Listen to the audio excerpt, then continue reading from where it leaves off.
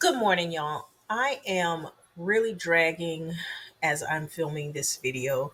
So I decided to go ahead and do a voiceover for it instead of talking through everything that I was doing while I was recording. I don't know why I was so tired, but this is what life does to you. I'm focusing on getting my tulips in the ground. This video is actually recorded the first week of January, towards the end of the week. Took me a little while to get it edited, but it's okay. We're still in January when you guys are seeing this. I've got to start by moving these snow bush that are here. They've been in this spot for mm, just about 3 years. They're not happy here. I'm not really sure why. The one that I have growing in the front yard has like tripled in size, and they were planted within 6 months of each other. So I'm gonna just go ahead and take these out. I think this will be a good spot to put my tulips in. I only ordered 20 tulip bulbs this year because I knew I wasn't gonna have time to put them in.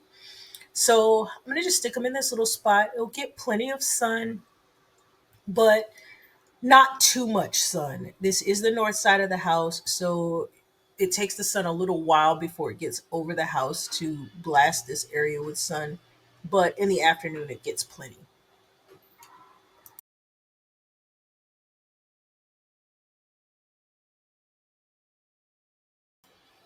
I'm going to be using the holes that the snow bush came out of to plant my tulips in groups of 2 to 4 bulbs, so that they just kind of come up in little groupings. I'm not going to worry about planting anything around them right now, um, just because it's still so cool outside. I do have some coleus that are going to go behind them, and you'll see that in this video in just a little bit. But as far as interplanting anything else with them, there's no other bulbs or anything that I'm going to put in here. I'm just going to go ahead and clean this all up. Try to pull out some of the weeds. I won't get all of them, of course. I never do. I never even try to. It's just part of gardening here in Southwest Florida that there's always going to be weeds. And because this bed was all sod, um, it's next to impossible to not have any grass weeds coming up in this spot. I'm going to put a picture of what this bed used to look like when I had painted it out before having the sod removed, so that you guys can see. I'm not making this up. This whole backyard was nothing but sod. Now, the bed has grown twice since we did this.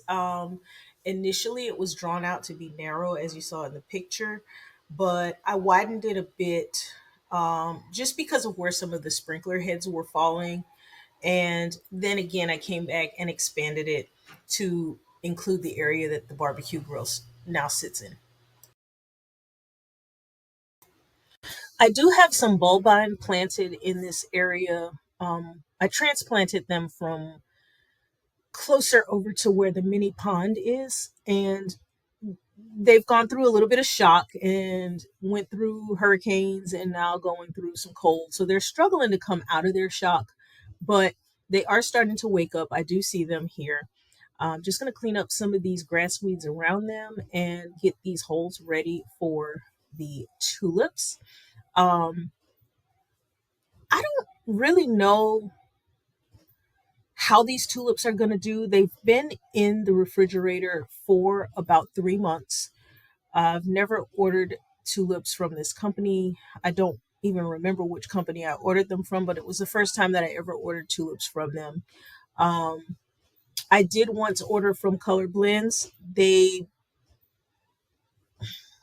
were okay, and I think a lot of it was my fault that they weren't perfect because I did not have enough space to keep them in the refrigerator for long enough, and I got some spotty growth and blooms on them. But I still think Color Blends has the best bulbs. I've ordered other bulbs from them, and they've done great.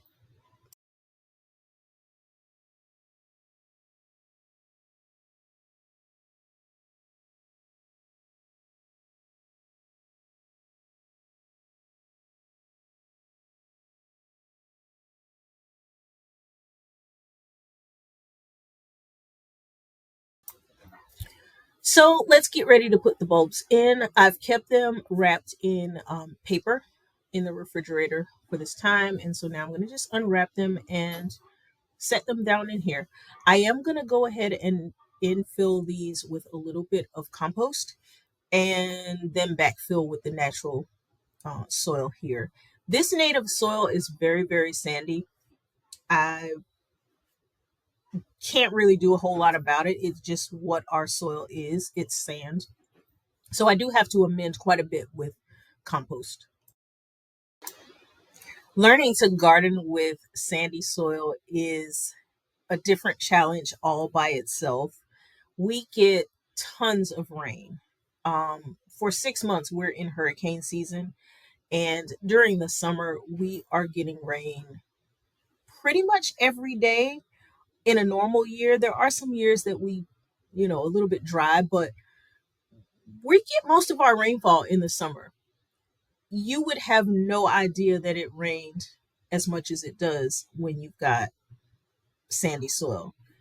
The water just runs right off, it's gone. You can have a downpour of rain and still have to run your sprinklers because the water just leaves so quickly. Now, there are some times when we have way too much rain at one time and it gets saturated, of course. But in this bed, that's not really a problem that I deal with a whole lot. It doesn't saturate much. So I have to be really careful about what I do put in this bed. If it's something that requires a lot of water, it's probably not going to do well. You guys can see, probably not in this shot, but when I do my Tuesday tallies, you can see the papyrus that's in here. Most of it has pretty much died off because I can't keep it wet enough. It's just a part of being in this bed. I'll probably pull that out and put something else in, but for right now, I'm just letting it do whatever it does. So I ended up having to dig an additional hole because of the way that I separated the bulbs.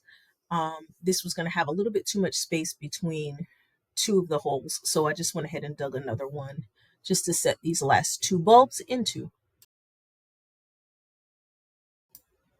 Watching this video back is such an eye-opener to me, watching how slowly I'm moving, and I'm literally exhausted.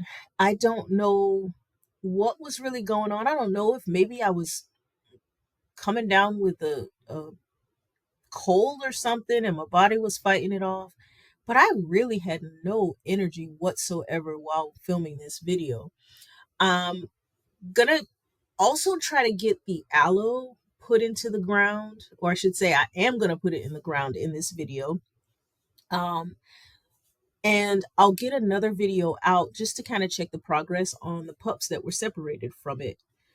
And I'm moving even slower towards the end of this video. You guys are going to see, I don't know what was going on. I really apologize for my lack of energy.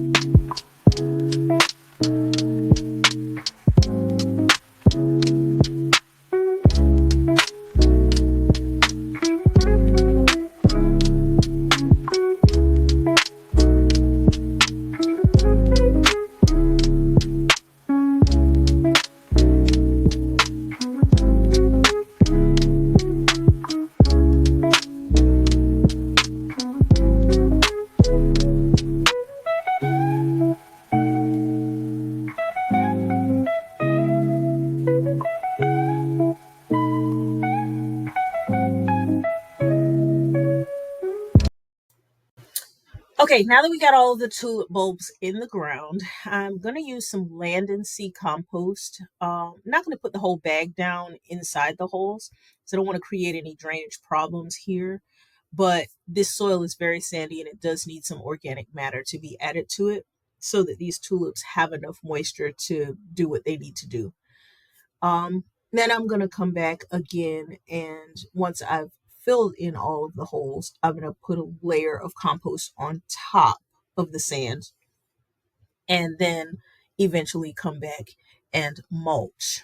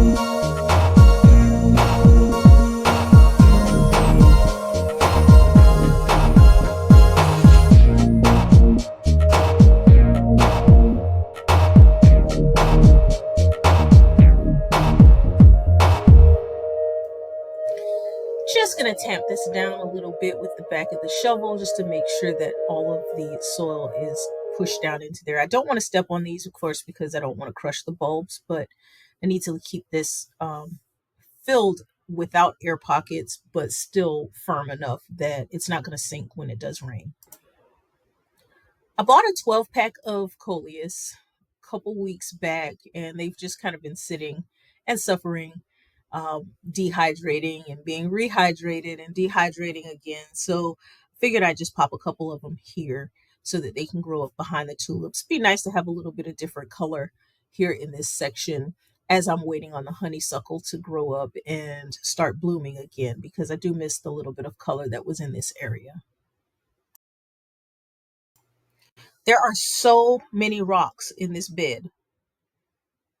If I could get one penny for every single rock that I kick out of a hole or that I run into and have to go grab a shovel to dig out, man, I would be so rich right now.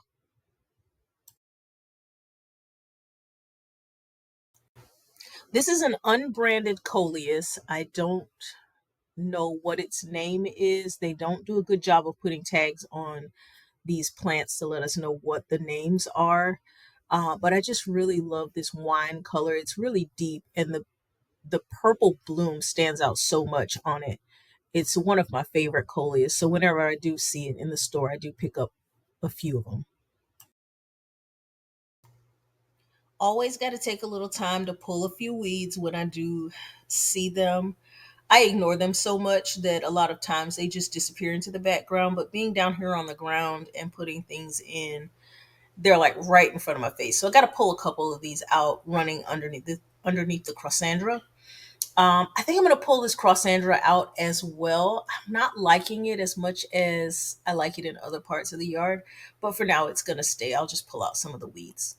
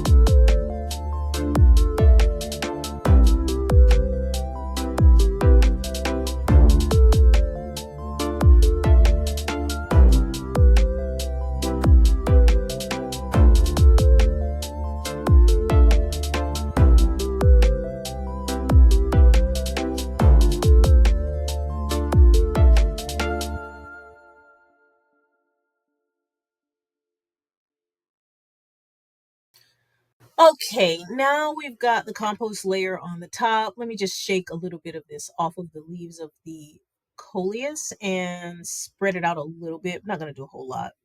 And let's move on to the aloe.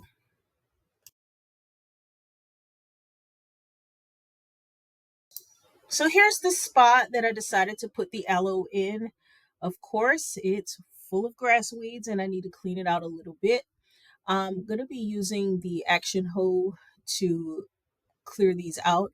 I am hypoglycemic. So, although this is the best tool to use for this, I absolutely hate using this thing. It takes so much of my energy. Um, our soil is rocky, it's sandy, so it doesn't glide very well over the turf. And it also gets caught up on these grass weeds quite a bit. So I have to work a little bit harder to get them to snap off. I know that a lot of them are going to be right back, but I just need to clear this space out enough to get the aloe in. And then I'll work on weeding and, of course, mulching a little bit later. What doesn't get pulled out with the hoe will get snatched out by the auger once I start digging the hole. And then I'll pull a couple of others by hand um, while I'm setting the aloe.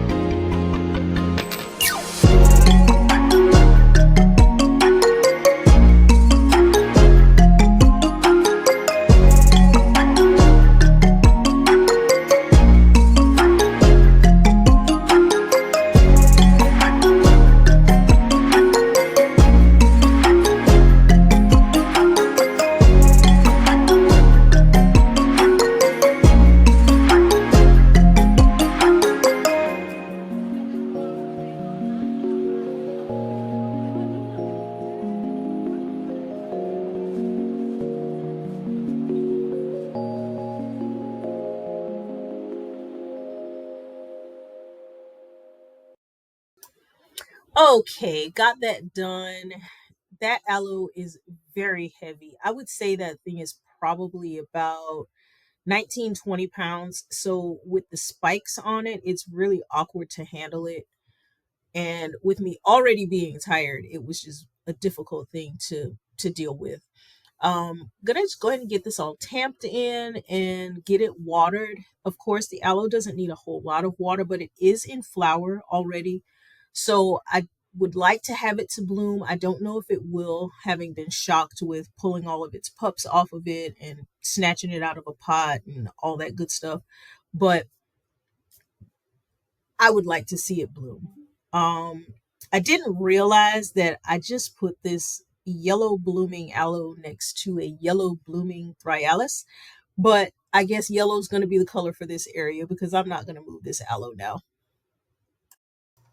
At this point in the video, I am beyond exhausted. I just want to lay down and get a little bit of rest.